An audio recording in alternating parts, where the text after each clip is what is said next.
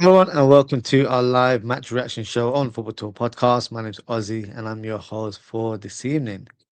As you can see in the title of the thumbnail, relief. That's exactly how I felt after this game, as it wasn't the greatest of performances, but at the end of the day, we got the result, and at this stage of the season, that's what counts. So during the show, we'll do a match review. Plus, we'll speak about some transfer rumors that have been circulating in the past 24 hours so we can kind of forecast what the squad can look like next season. But till then, we will start with the match review. Now, in terms of the first half, Everton created the first real opportunity of the game as Beto produced a glancing header towards goal.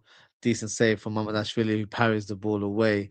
But then minutes later, Beto has another opportunity as he's through on goal and produces probably a laughable effort that misses the target. Actually ends up going towards the corner flag. And I thought he broke the deadlock with a close range finish and hits the back of the net, but he was denied by VAR for offside. So the warning signs were there, but thankfully Liverpool stepped up and took the lead. Lovely through ball from Cody Gakpo, who finds Mohamed Salah, and he finishes it clinically as always to make it 1-0. His last goal in a Merseyside derby, so a bittersweet moment there for us fans, as well as the Egyptian king. In the second half, Everton got the equaliser, and to be fair, it was coming as they had a similar chance earlier on with Ndai producing a left-footed cross, and Beto didn't make any contact, but this time round he did and applied a sliding finish to make it 1-1. After that, I was expecting more aggression from Liverpool. Didn't show none of that, to be fair, and it took Armstrong almost 20 minutes to come up with some substitutions. I think it was around the 84th minute. He decided to make 3-4 subs. So clearly, he wasn't really on the same wavelength as everyone else. But Liverpool produced a moment through Rio Gamal, who came off the bench, and it looked like he was about to score the winner, but his effort goes high and over the bar. But thankfully, the moment finally arrived in the last minute of the game. I think it was the 109th minute, as there was a long stoppage time due to a lot of injuries that took place in the second half. Szoboszlai hits an inch perfect corner kick towards the danger zone, and Captain Fantastic Virgil van Dijk saves the day as he scores from close range to score the match winner. Now, overall, I'm just relieved that we got the win. It wasn't a pretty win, and that's exactly what I predicted in our match preview. At this day of the season, it's all about results. Plus, I was keeping an eye on the Villa game, and it seemed like they were set to drop points. They were 3-1 up, and then somehow Sunderland made it 3-3, and then Tammy Abraham scored the fourth goal to clinch the win as they produced the late winner as well. So we desperately needed to win this game, and it was quite fitting as Adidas posted yesterday with a caption saying "New house, same color." So that's in reference to Everton's new stadium, but the color will always be red. Now, Everton fans are livid by this post and have threatened to boycott Adidas. I don't think they'll lose too much sleep over it. But also, I don't know if you guys noticed during the game when Beto scored the goal, and he was shouting, saying that they built the city, something along those lines. Someone forgot to give him the memo because Liverpool is and will always be red. But in terms of this result, it doesn't move us up the table. We're still in fifth. But what it does, it gives us the momentum to keep going as we need either Villa or Manchester United to slip up in some capacity so we can capitalize in the near future. We only have a few games left. But we can confirm now that it's official. Fifth place guarantees Champions League qualification for next season. And we're not too far off finishing fourth or even third right now. We, in fact, face Villa and Manchester United in the coming weeks. So it's an opportunity to capitalize and get over them at some point as well. So right now, good win in terms of the result. Not the best of performances, but I'm not expecting miracles under this current coach. So right now, all I can hope and pray for is that we grind out the results and try and finish the season in a respectable position, even though this season has been one of our worst seasons in recent times. Now we've got some updates regarding Mamadashvili, who unfortunately picked up an injury during the game. I also confirmed that he was sent to hospital and had an open wound on his knee, but it should not be a long-term injury. So he's expected to be available next week. So pretty much, in the next fixture, which will be Crystal Palace this weekend. We've got an update in regards to Alisson. Apparently, they are targeting a return against Manchester United, which will be taking place on the 3rd of May. But a player, due to unfortunate circumstances, was able to make his debut, and that was Freddie Woodman. And he's been waiting a long time to make this appearance, and he did it probably on the biggest stage, of course, the Premier League, but also in a Merseyside derby. So of course, great moment for him and his family. And he did a decent job when he came on. He had one shaky moment where the ball bounced and Van Dijk and Woodman were unsure in terms of what to do. But Woodman used his experience, headed the ball forward and cleared the lines. And looked decent on the ball. Shot stopping, he caught a few balls as well. Wasn't really tested as such. I remember Ndai having a shot with his left boot, but it was straight at Woodman. But no, it looks like we may have to see Woodman maybe in this coming fixture. Who knows? Let's see how bad the extent of Mamadashvili's injury is. I'm sure we'll get an update in the press conference later this week.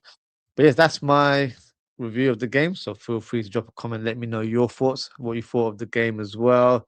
Just going to go through some of the comments before we speak about some rumors that have taken place in the last 24 hours or so. Ozan, big up Ozan as always. Says, wish Mo Salah would stay Ozzie. I know what you mean. It's one of those things where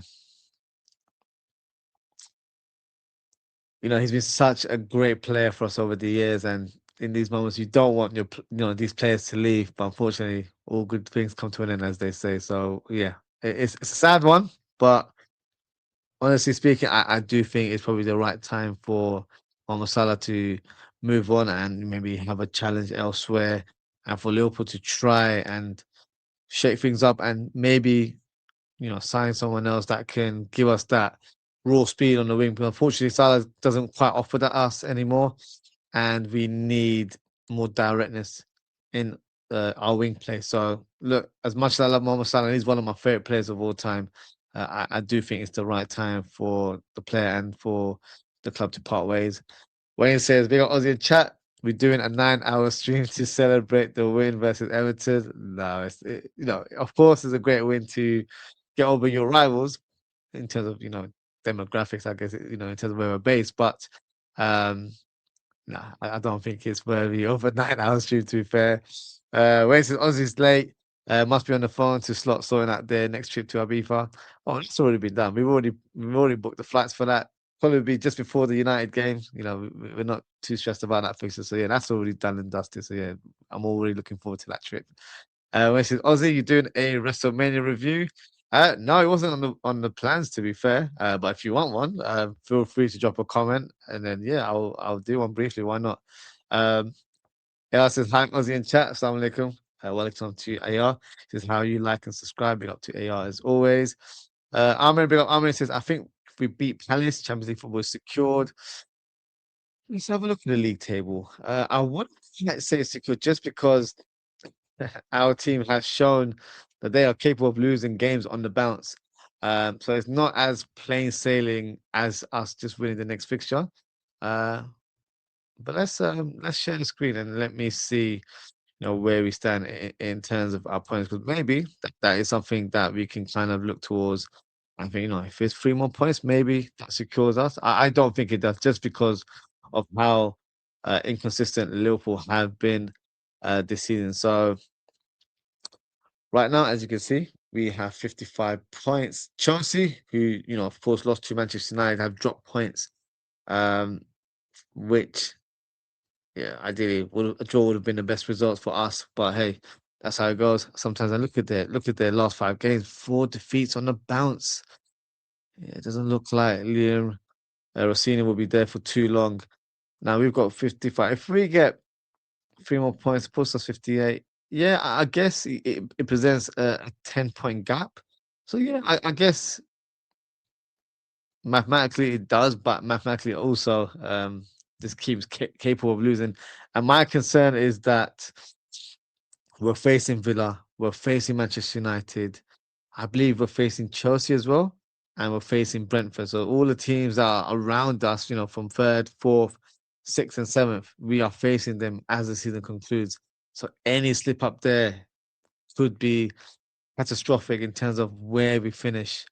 So I don't think it's plain sailing. But you are right to an extent mathematically. It gives us a 10-point gap. It should secure Champions League football. I just don't know if this team, where we stand. But hopefully we secure that win against Palace and eases the pressure a little bit. But we still need to beat the teams in and around us. To be honest with you, Ahmed says Man's actually out for 2 to 4 weeks, depending on how the wound heals. So most likely to see Woodman in goal. And as you mentioned, as I also presented earlier on, so Ali is expected to return for the Manchester United game, which takes place not this weekend, the following weekend. So that's not too far away either. Um, when he's asked to Almeida, do you think it would be fourth time lucky for us against Palace? Palace are one of our bogey teams, aren't they? I really hope that we can try and get something over them, to be fair. Honestly, I suspect Palace will play a lighter side due to Conference League football. Oh yeah, they are in the latter stages, aren't they? So it could be the case. Let's see what happens. I think we can beat them at Anfield. It's normally at Selhurst Park. We normally drop points, but they have been disruptive for us at Anfield as well. So yeah, hopefully we can get one over them. To be honest with you, um, we should be fine. Woodman, he was calm. Yeah, I quite like Woodman, to be fair. Decent shot stopper, decent on the ball as well. A lot better than Mamadashvili. Whenever I see Mamadashvili on the ball, honestly, I get so nervous in terms of how he distributes it. With Woodman, I didn't really get that sense. So yeah, he's a lot more calm and more composed with his feet. He asked me to win the Premier League, Champions League. He's named all the clubs there. I agree, but no one's a perfect team, so that's not how it works, unfortunately. Um, Lamine Kamara links. He's actually a player that we're going to speak about very shortly. You also mentioned Konate. I was about to speak about him as well.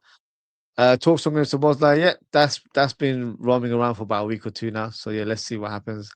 Monday, and I feel like you've somehow got an insight on my agenda today because these are all the players I'm going to be talking about today. Ahmed says I reckon Brighton will beat Chelsea. Chelsea haven't scored a league going over a month. Bloody hell. Their attack and defense is horrendous. Yeah, they're not looking like they're going to do much damage in the coming weeks. So, yeah, I'm hoping Brighton do us a favour and beat their parent club because they seem to sell a lot of their players to Chelsea. So, hopefully, they can get the job done. When it says if Villa win the Europa League, we get 6 Champions League spots. Bloody hell, is that the case? So yeah, we should have Champions League football in some shape or form. But will Villa win the Europa League? I don't know. Something to be intrigued about, and something we'll probably have to keep an eye on. But in terms of our stance, we just got to make sure we keep climbing up that table. Fifth place, I think. If I was to give you guys a prediction, I think that is where we'll finish. I think I don't see Villa dropping too many points. We might get a win over Manchester United. I think the Villa game is actually away as well, so that's not an easy ground to get points. So for my prediction, I think we'll probably finish in fifth place. To be honest with you guys. Okay, so let's move on and talk about rumors now. So big rumor, or shall I say, slight confirmation came from the mouth of Ibu Konate, and he's pretty much confirmed that they are close to an agreement. And he's also added to say that he has a special relationship with the fans and with every single person at the club. The club means a lot to him. So he's saying, look, we're close. It's only a matter of time that it's official and signed and sealed. So my thoughts on that, I'm pleased that he is staying on board. I genuinely thought he was going to leave on the basis of it being Real Madrid and the lure of playing for a team that has a lot of French players. I thought that would have been a huge appeal for him.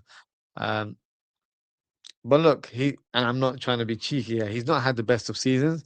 So maybe that put Real Madrid off slightly, and maybe they thought, he's not the guy that they need, or they haven't been, you know, pestering him as much or hounding in terms of trying to get his signature. We'll probably never know. But in terms of Konate as a player, I've always liked him. I've always rated him. I feel like it's a positive sign that we are giving him a new contract.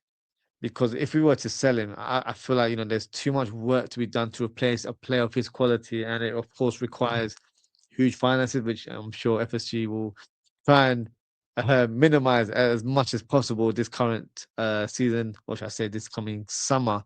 So I don't think they want to spend too much money on centre backs. We've already got Jeremy Jacquet coming through, and we paid about 60 odd million for him as well. So I think overall it's positive news. I know some fans will have a difference of opinion on Konate. Maybe it's recency bias where he's not had the best of seasons this season, but I'm not making excuses for the individual, but he's gone through quite a lot this season. Of course, with Diogo Jota passing away, but of course his father passing away recently as well. So it's been a tough time for him on a personal standpoint. But I don't think this team has been consistent either. So it's not just him that's been the problem, or he's been below par. There's far too many players in the squad that have shown a shadow of themselves in terms of their capabilities. So I think it's just one of those seasons where we haven't been on top of our game. We've been amiss, and we need to rectify this for the upcoming season. So for me, I'm pleased about the extension or the potential contract extension of Konate, and I'm looking at the future as well. For me, you know, in terms of the current defenders we have, we'll have Konate, Virgil van Dijk, which is a formidable partnership that will continue for at least another year, depending on what Van Dijk's situation will be at the end of next season. And then you've got Leone, who should be returning in preseason. You've got Jacquet, who should be joining us in preseason as well. And you've got Joe Gomez as your top fifth choice defender. So for me, that's a good balance of defenders there in terms of centre backs. You've got the experience in Virgil van Dijk and Konate, but also you've got young and up and coming players like Jacquet and Leone. Jacquet is probably a player I think stylistically is like Konate, maybe a bit quicker, a bit more better on the ball. But he definitely shares similarities, and I think he's gone on in interviews to say that he kind of mirrors his game to Konate and Virgil van Dijk. And this was before the Liverpool move even occurred, so that's quite positive to hear. Leone is a more of an imposing defender that is great on the ball, but doesn't require to utilize his speed. So kind of like similar traits to Van Dijk there. So maybe we've got Leone and Jacquet as the future of the club, but with Konate signing a new contract, you've got a player there who will play alongside these two young defenders and present, an experienced head in the back line. I do believe he does possess leadership qualities as well. He might not be as vocal on the pitch, but I do think he leads by example. So I'm overall pleased about this sort of rumor or this latest update regarding his contract situation. I'm positive that it will be something that we look ahead and think, you know what, it's good that he decided to stay. Because if we were to sell him, I just feel like there's so much to do in terms of bringing in players. And I think this summer we have to be a bit more calculated. We can't just get rid of players because we don't like them or we don't think they're good enough and then replace them with players that are below par, or we just buy and sell volume of players. I think this summer, sorry, we should be a bit more calculated. I'm expecting us to sign 4, 5 players max, and it depends on departures more than anything else. So let's see what the future holds. But I do think this is very, very positive news for Liverpool fans. Let's have a look at some of the comments before we move on to the next rumor. Wayne to confirm today, apparently. Tom Little mentioned it today. Is that in regards to Konate? I saw the interview. I'm not sure if I can upload it onto the screen, but he had an interview with BBC Sports. He was in the mix zone, and Virgil van Dijk walked past and saying, "What are you doing there? You're never in the mix zone." So clearly he wanted to be there, and clearly he wanted to let the people know that they are close to an agreement. So we saw this. I saw it myself in an interview. So I didn't see it through Tom Little. I saw it online earlier on today. So yeah, positive to hear it from the horse's mouth, I guess. I'm gonna say, what's your relegation prediction, Ozzy? Do you think Spurs will go down? Do you know what? I think they might. As crazy as it sounds, I think they might. I think West Ham Forest, had a great win, with Gibbs White scoring and a hat trick yesterday. I think West Ham have enough to escape that zone, and Tottenham just can't buy a win. They've got a lot of injuries, and they just look like a show of themselves. And with so many managerial changes, it doesn't help. So unfortunately for Tottenham, I do think they'll be going down. But having said that, that's an opportunity for us to capitalize because they're the decent individuals, I would say, in that squad that we can, take on board and bring them to our squad next season. So, from a Tottenham standpoint, of course, they'll be sad to go down. But from a Liverpool standpoint, we need to capitalize and try and get one or two of their players as well. I'm gonna say Wolves officially getting relegated. We should get Matthias Mane as a squad player on the cheap. Yeah, he's definitely a good player. It's funny since he's been linked to Liverpool, his form has really dipped. He hasn't performed the way he had done early in the season. So it would depend on the transfer fee. And personally, I don't think we need too many squad players, especially in the wing area. For me, of course, we need to get a direct replacement for Mohamed Salah. I think in terms of the backup player for the right wing, I personally think that will be Frimpong, because I believe that I say I think the club will try and get a new right back this summer. Maybe that's just me wanting that to be happen. I don't know if it will, but that's what I would do in this scenario. And I would sign another left winger to I will provide cover for Rio because I'm thinking Rio is going to be first choice at some point next season, or just provide a player in rotation with Rio. And Gakpo, for me, still listed as a left winger, but I would actually move him up as a backup to Isak due to Ekitike's long-term injury. So I think for us, it's very important to sign a left winger and a right winger this summer. So I wouldn't know where Matthias Mane would fit in. Could Matthias Mane be the player that rotates with Rio? Yes, I guess he could, but I personally would aim a little bit higher. I'd go for someone with a bit more experience and someone that could probably be a first team starter straight away. And then you have Rio, in rotation with that player. So that's the way I would go about it. But we'll see, what the future holds for Liverpool. Um, is he the right back? No. So Matthias Mane is the winger slash attacking midfielder for Wolves. I'm going to say if Gomez leaves, we should get Senesi in on a free left side centre back. Yes, from rumors, it's apparently that Senesi will be joining Tottenham. I don't know if he'd want to play Championship football, so maybe that agreement goes out the water, and potentially Robertson as well. Apparently, he has some sort of agreement with them as well. Senesi is a player I do like. He's 8 years of age, left-footed defender. So yeah, that would make sense in that regards. But would he want to come to Liverpool as fifth choice? I don't think he would. I think he's got the capability of playing first team football for a Premier League team, for example. So I don't know if he'll be able to accept that as his role. Whereas Joe Gomez, he has 1 year left of his contract. And it's not down to ability, it's down to more availability. So I think on paper he'll be fifth choice, but he can easily be regarded as a third or fourth choice centre back if he's fully fit and available. So for me, on paper, he would be fifth choice, but definitely an experienced and viable option for us next season. So personally, for me, I wouldn't sell Joe Gomez. I would keep him on for another season and maybe let him go on a free if that is the case. I think Mane is a 10, but he's best self. So Mane, I think coming through the ranks, he's actually played centre mid. but can play as a 10, can play all on the wings as well. So I think he's more of an attacking midfielder. But nowadays, those type of players are kind of shifted over to the wing because not a lot of teams play with number 10. So I would say he's a number 10 that can play on the wings. Um, what's the name of the Wolves right back? The Wolves right back. Let me quickly have a. I think it's no one stood up for me this season in terms of Wolves, but let's see who the right back could be.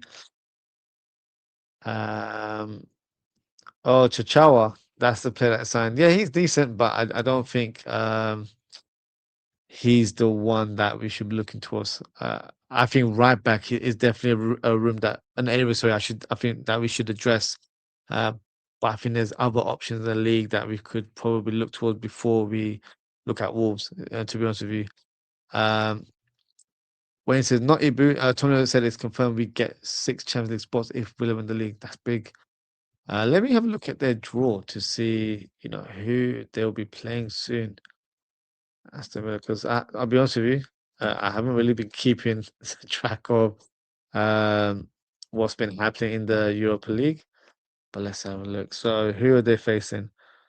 They're facing Nottingham Forest. Bloody hell! An all British tie there. Um, what is the other? Let's have a look. Oh, Villa will definitely go through. So it's Aston Villa versus Nottingham Forest in a semi-final two-legged affair, and the other semi-final is Braga and Freiburg. Yeah, Villa's winning. That's my prediction. Now Villa will definitely be winning um, the Europa League. So yeah, that'll be a huge moment for them. So yeah, let's see what happens there. Um, Double D, big up Double D as always. He says good point about Mane's form. Yeah, since those reports, his form really dipped. So maybe,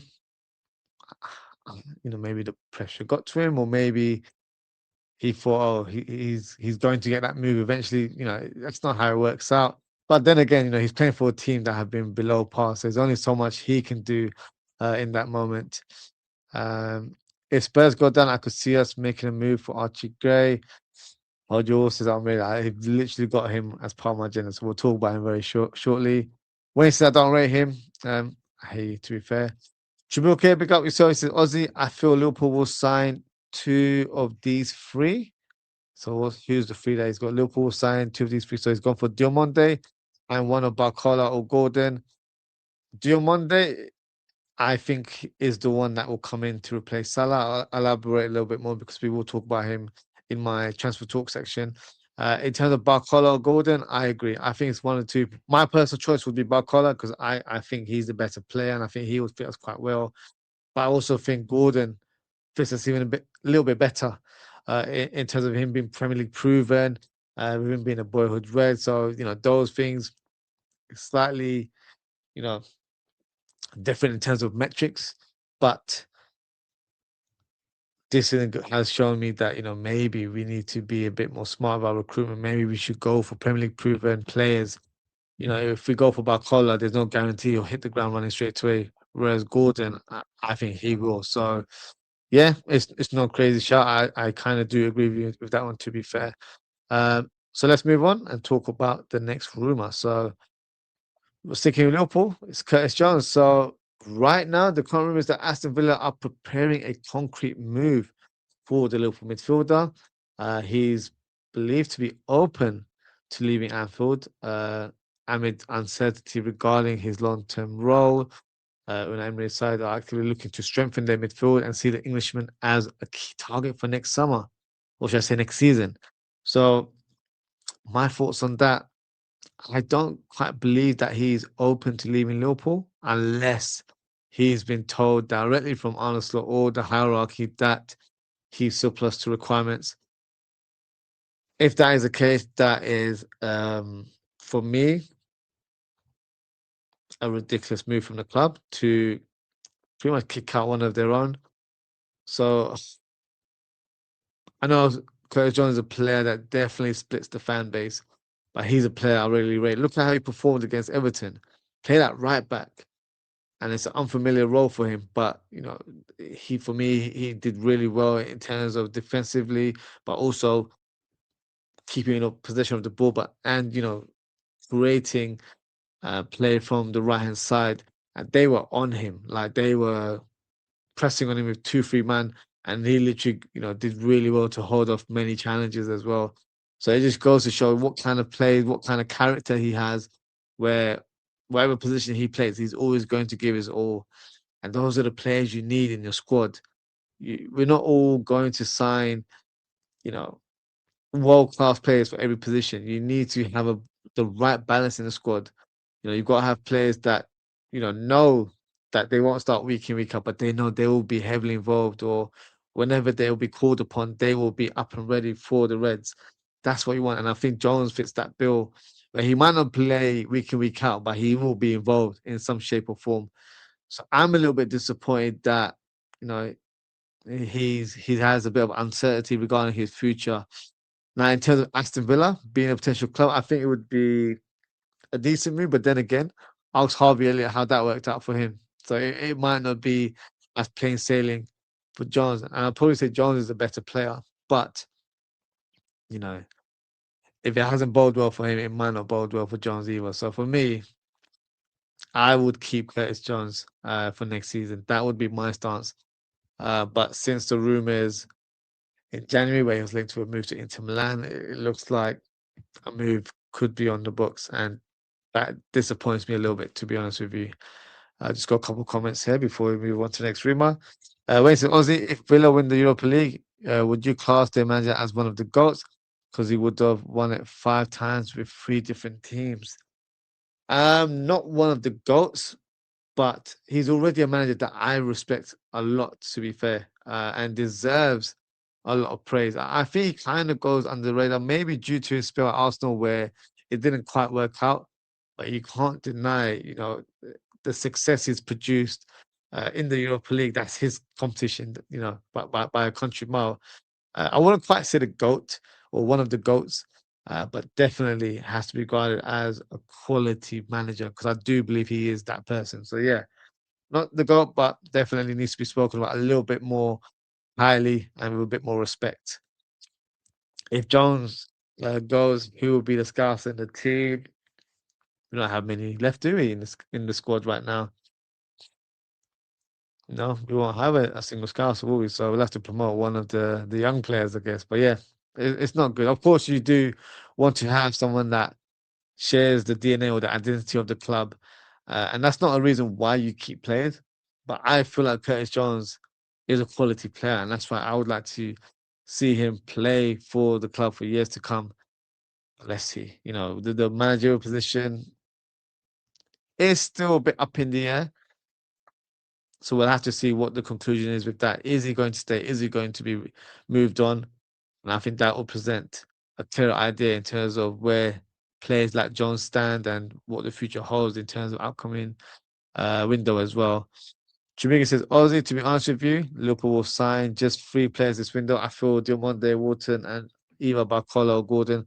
I don't see Liverpool strengthening the defense. I think we will sign another defender. I think he'll be a right back. I don't think we'll sign a left back. I think Simicast will return from loan and he will be back up for Kirkes, which, you know, on paper is not too bad. I know some fans will feel like that's a bit underwhelming, but, in terms of stylistically, Simicast is a similar style of player of Kirkes as well. So to have him as backup, and I think Kirkes needs an experienced player around him. Might do him good in terms of his development. And then next season onward, I think next season is going to be big for Kirkes. If he doesn't progress and just shows that he's a good player, but maybe not good enough to be the first choice left back, then I think summer 2027 is the summer where we upgrade on that left back position and we try and sign someone else. That's why I feel like it's going to be a big season for him next season. And I think right back has to be an area we strengthen. With Frimpong, picking up a few injuries, but also Frimpong, I see him more of a versatile player for us, where off the bench he can provide cover for right back or right wing. with his directness as well. He will play a big role in terms of how we go about low blocks, which is definitely something that happens on regular occurrence. If you ask Slot, he might disagree, but that is what happens. We play teams that will always present a low block against us, and so therefore we don't really have an out and out right back. And I think with Conor Bradley's injury record over the last 2-3 years, probably 2 years, I would say, he's not been there for that long. It's a concern. He picks up a lot of injuries, and they're not small injuries. They end up being 2-3 months at least per injury. So he's a player that cannot be relied upon at all. So for me, we have to upgrade. We have to sign a right back. I plan on doing a show about right backs this week, so feel free to tune in. We can talk about potential names that I have lined up and players that I feel like could come in and be a good fit for the club as well. Um, Chibuke says Simicast will come back to replace Robbo. Agreed. Right back will be Bradley, Frimpong, Gomez to cover. From what I know regarding Bradley, I don't think he'll return in the near future. Having said that, if he's back for preseason, then you may have a point. But personally, I think it would make more sense to have a new right back, Bradley as the backup, and then have a new right winger, and then have Frimpong as his backup. But also, Frimpong would be a player on the bench that can play both roles. I think that way you're not signing too many wingers, because we're definitely signing two wingers. I think that is a must. If it's not two wingers, it's going to be a right winger, 100%. I don't think there's any debate about that, or another attacker. And I say another attacker because of Ekatike's injury. We might sign a player that can play left wing and up top. So it depends, what profile Liverpool are looking at. But I think the likes of Gordon, Barcola, Morgan Rogers, maybe, those are the players I think the club will be looking towards. So, let's see what happens. But very, very intrigued to see what the future holds. Chibuga says, I see Bradley Barcola wanting to leave because of first team football, and 80 million euros can do the deal. I would love to see Barcola. You guys should know. He's one of my favorite players, I guess, at the moment. But he's had a few injuries as well, so that is a bit of a concern if we were to make him a new signing. But we'll see. Wait, he says, Ozzy, do you see the article I told you about the other day about why Frimpong keeps getting injured? No, I was trying to look for it, but I couldn't find it. So if you've got a link, or if you've got the name of the journalist, let me know and I'll try and have a read of it myself. Bradley out to at least Christmas. That's what I heard as well, Wayne. So I heard that he will be out until next year, February. If that's the case, he's pretty much out for the whole season next season, isn't it? So there's no way we can go into next season with just Frimpong as the right back and a player that has picked up a few injuries this season as well. So we have to sign a right back. It's a complete must, and it also puts the importance of keeping Joe Gomez in the squad as well. So that's why I'm not a fan of selling Joe Gomez. I know a lot of fans are like, yeah, let's get rid of him. I would rather keep him for one more year and use him as an experienced squad player. I think that is the type of player we need in and around the team. So that's what I would do going forward. Gordon can also be preferred because he can play across all positions. Yeah, so with Gordon, he's shown over the last year or two that he can play on the right wing, he can play up top as well. So I feel like he's a viable option because of his versatility now. But I also think, what he brings is tenacity on the pitch, and that is something we lack. And for him to provide on the ring where he's very, very direct. Hasn't scored a lot of goals in the Premier League, but has scored an abundance of goals in the Champions League, which is why he's being linked with the likes of Bayern Munich right now.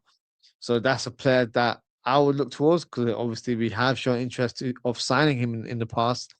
And, with him being a boyhood Red, it's his dream to move over to the red side of Liverpool. So hopefully, his dreams come true at some point. Wayne said Bally done his MCO and ACO. What, again? No way. He's just come back from injury, hasn't he? Oh my God. Let's have a look if that is the case. No, it's not been. He's injured now. He's just returned from injury. So, um, but yeah, I'm all for Barcola. That is a player that I would really, really be overjoyed to see join my beloved Reds. So yeah, I'll be happy about that. Do you think Liverpool will sign wingers who can play across the front three? And I see them going for Gordon. 60 million deal can do Gordon deal. I don't know if it'll be 60 million. I think it'll be a bit more. I think they'll try and rip us off based on what we did with them last summer. I don't think it'll be that cheap. I think it'll be 70 to 80 million. I feel General. He said the name of the writer. I'll have to check it another time then. Okay, let's move on and speak about Archie Gray. So the rumor today is that Tottenham are bracing for a major fight to keep Archie Gray this summer, with several top Premier League clubs monitoring his situation.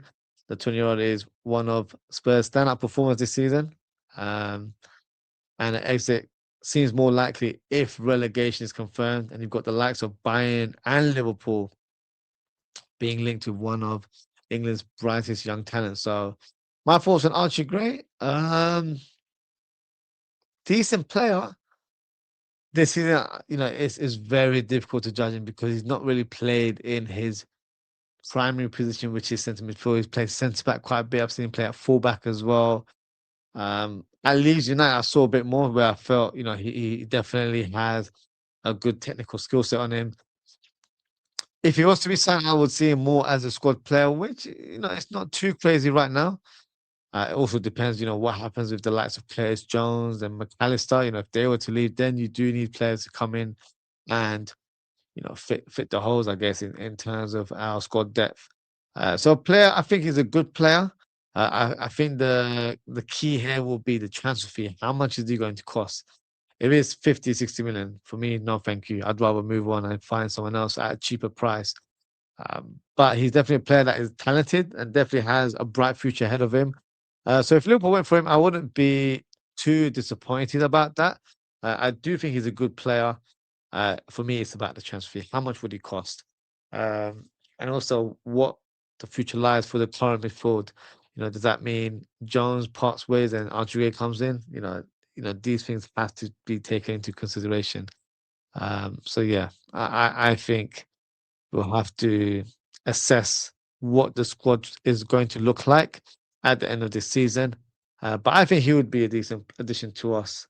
Even if he came in and he was like fourth choice or fifth choice midfielder, I think that would be a smart signing for us. Of course, 20 years of age, he'll end up being, part of the homegrown quota as well, which is something we need to look towards.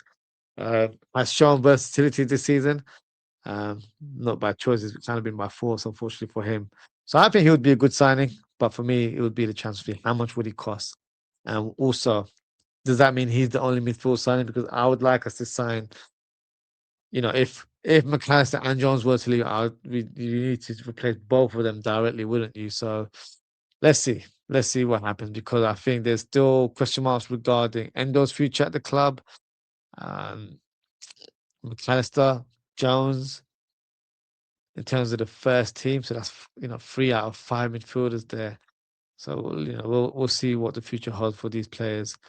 Um, Double D says Gray is a good player. Bring him cheaper than Wharton or Anderson.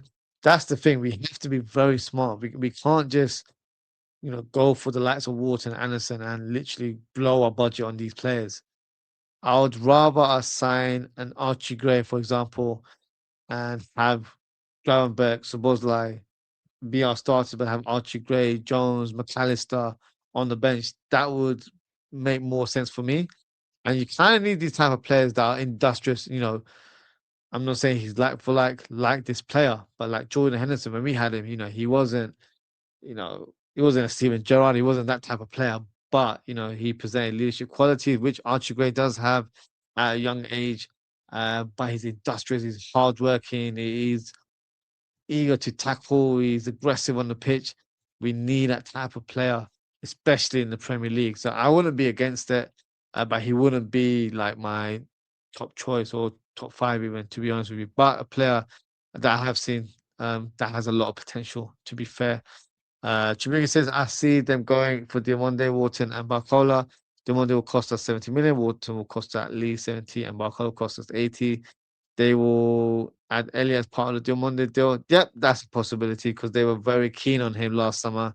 So that could be a good way to get him onto the deal and obviously get Diomande the other way. But 70 million plus Elliot sounds excessive. So if we were to put Elliot's part of the deal, I'd want about 40 million, to be honest with you. So yeah, let's see what happens. And also, swap deals are not very common. It's very unrare you see that happen. But you can still see one player go that way and the other player going the other way, which could be a possibility.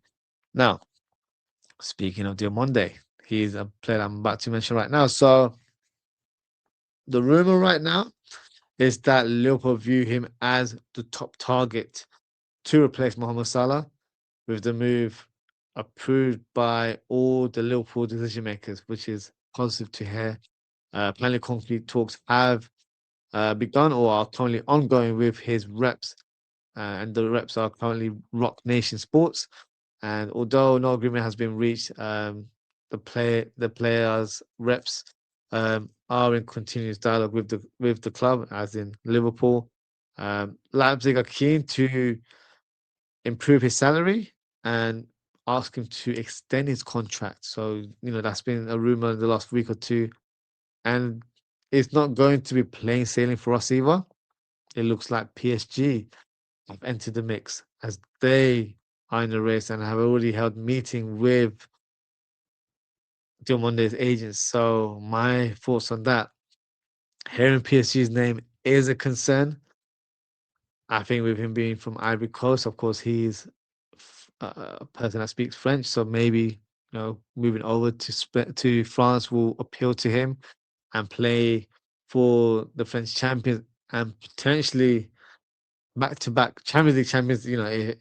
If you consider them as worthy candidates, because I think they are the best team right now in the Champions League.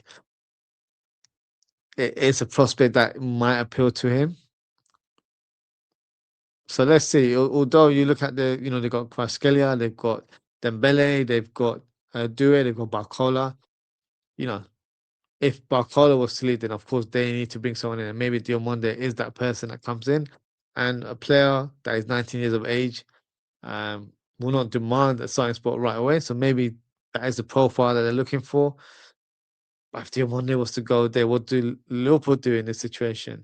Even if we do get Bradley Barcola, I wouldn't want us to sign Bradley Barcola as a right winger. I'd want him to be our primary left winger, and we sign a right winger on top of that. So there aren't too many right wingers out there that I feel like we need to be knocking on their doors. The likes of Elise. That's the dream signing. I don't think that's going to happen. I've kind of accepted that in my head, but I'm always going to mention his name just to put that energy out there in the universe. But Yan Diomande is a player that I do like. I think he's an exciting prospect.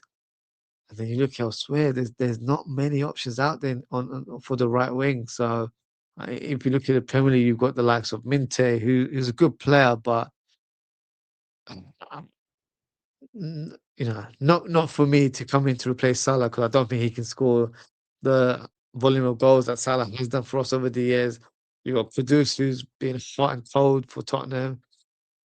So there are players there, but I don't know. I mean, Diomande is the one that excites me the most just because of his dribbling skills. He's dynamic in that part of his game. He's versatile. He can play right wing, left wing. He can shoot with either foot with complete ease as well. So for me, that's the player I'd want us to get if we can't get Elise, which seems like very likely he's not going to be leaving Bayern Munich anytime soon. So yeah, that would be my thoughts. And it's a bit of a concern that PSG are in the mix, but hopefully Liverpool can do their due diligence and make sure he comes on board and just present the project. Look, you're the guy to take over Mohamed Salah. What more of an accolade do you need? You're coming in to place one of the best ever to do it. So hopefully that is enough for him to come on and join us in the summer. Any news on Enrique current contract situation? I've not heard anything, so it's a bit bizarre because you do hear some level of update in regards to a managerial situation there. You look at the Premier League. We've already heard that Bournemouth are signing a new coach in uh, Marco Rose, who is a former Dortmund manager. So it looks like Iraola will be leaving, but be intrigued to see where he goes because obviously his contract is concluding for Bournemouth at the end of the season. So there's no sort of plain sailing in terms of where Enrique is going to go. Will he stay? It's a possibility as well. But I've not heard anything, so it's gone a bit quiet on their front. To be fair, PSG can have the one, then we get Krav. Yes, I do like Kvaratskhelia, which you guys will probably. I did an impromptu show last season where we were linked with him, and then a few days later he signed to PSG, which is a bit embarrassing. But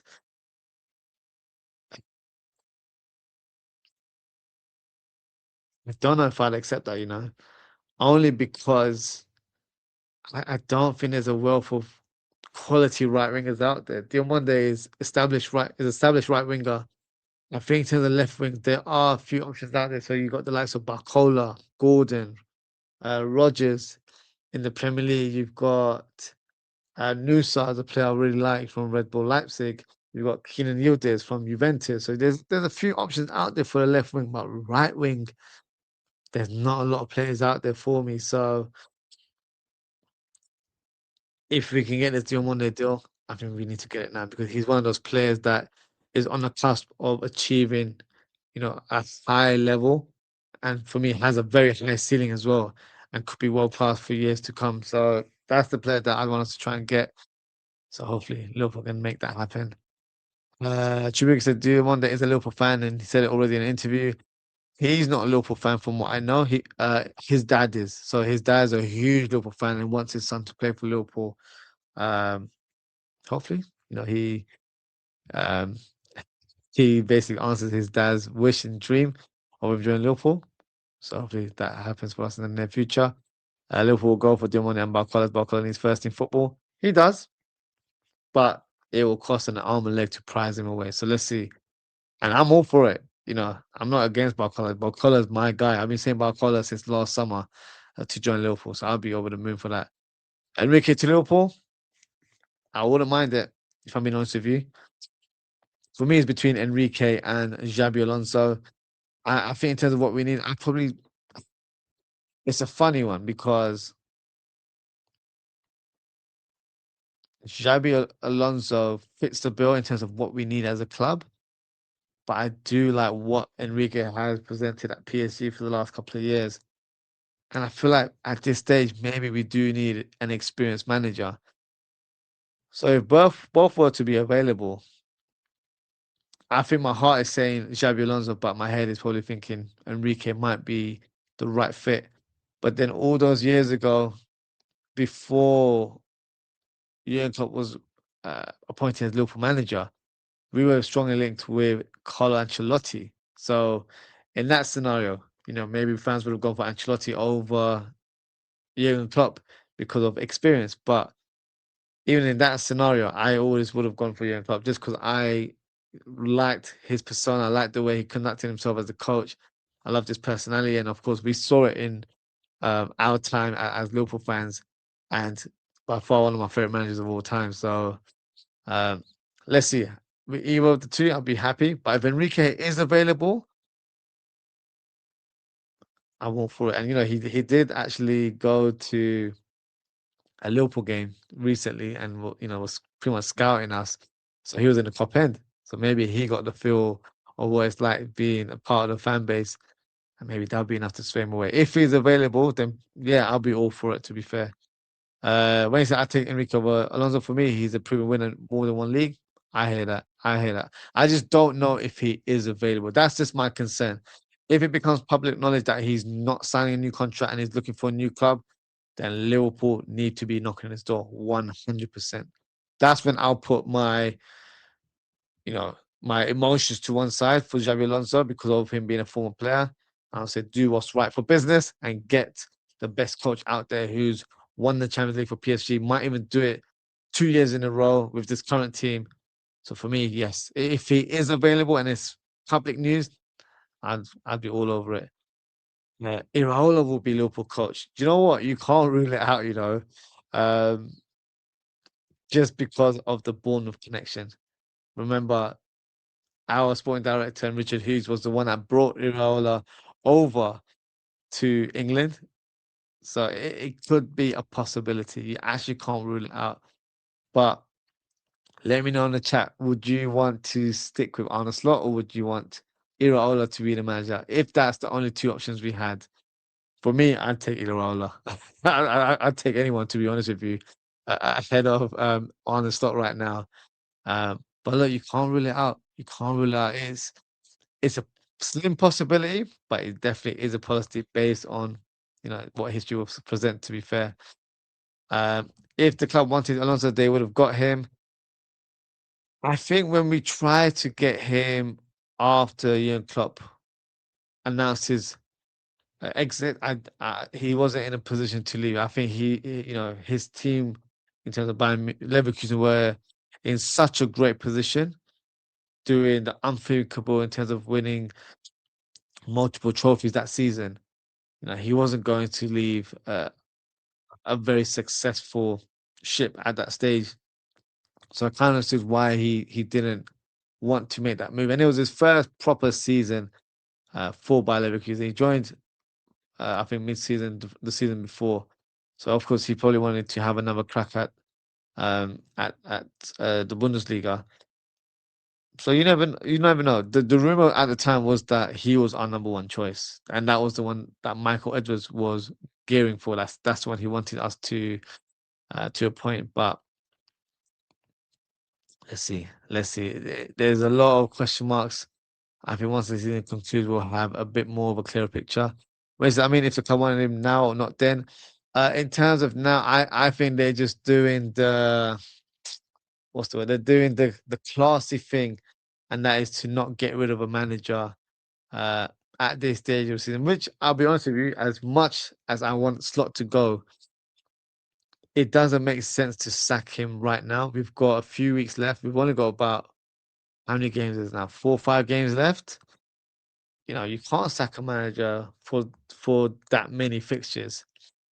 You have to just let him finish the job, and then let's see what happens for us. And we're in a position where we are currently in a Champions League position. So therefore, if we are going to qualify for the biggest competition in Europe, why dismiss the coach right now? So I don't think it makes sense. If you were to dismiss him now and bring in Gerrard, there's no guarantee Gerrard would be a success right away, even though that is what I wanted as well. So I think, he's here based on merit in terms of winning the league in his first season. And at the end of the season, I'm sure his position will be reviewed and they'll make the right call, which for me is to bring in someone else. And I'm intrigued to see what's happening with Luis Enrique now because as you mentioned his name earlier on. Of course, we knew that his contract ends, but I just always felt like it's just a formality that they'll give him another year or two or whatnot. But we don't know at this stage. So it's something we have to look out for, I guess, in the near future. Next rumor and the final rumor of this evening is Lamine Camara. Now, the current rumor is that this player is attracting interest from the likes of Liverpool, Newcastle, Manchester City, and other top European clubs. The situation remains open, but the midfielder feels he's ready to secure a big move away from Monaco this season. So it's quite clear that he wants to move on and test himself in a different league, or he's open to a new challenge in order to progress. My thoughts on him is a player that I spoke about, I think, a couple of years ago. So a player that's always been on the radar, very much talented, a combative type of midfielder, can play the DM, but can also play box to box. I think he would be a great addition to our squad. He might not be in the starting lineup right away, but he can certainly challenge Gravenberch for a starting position, but also play alongside him as well. So I think he has the right skill set to complement the current midfielders that we have. So he can easily play with Gravenberch, with Szoboszlai, with McAllister, or with Jones.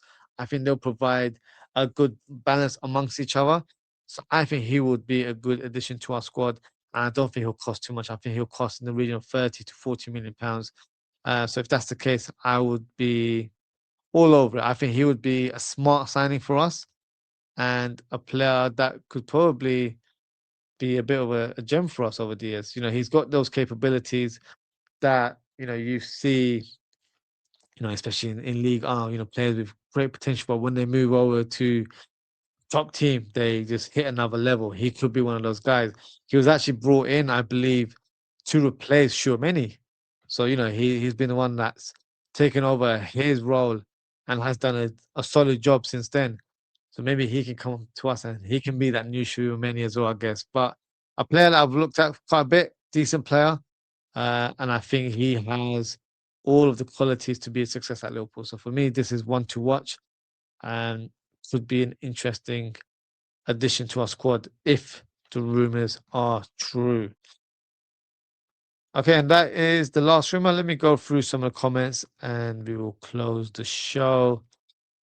Wayne is saying, I'm thinking we are just copying United from last season with Amarim. I bloody hope not. That's the wrong club to be copying in terms of their blueprint because they've got it completely wrong for the last 10 or so years. They will have to review and keep him in the job. If that's the case, I'm going to be so disappointed. The difference in those two scenarios is that Amarin came mid-season, so of course you kind of have to give him a bit of leeway. But then again, there'll be things to suggest that, of course, due to Diogo Jota passing away, maybe that had a role in terms of the effect of the morale of the squad. He bought a lot of players, so that took it was a transitional season. They would regard it as. So yeah, they can kind of spin it around however they want. For me, it's quite simple. This manager or this head coach is simply not good enough. And for me, we need to move on. We can't just keep giving these coaches second chances or more opportunities. We did that at Brendan Rodgers.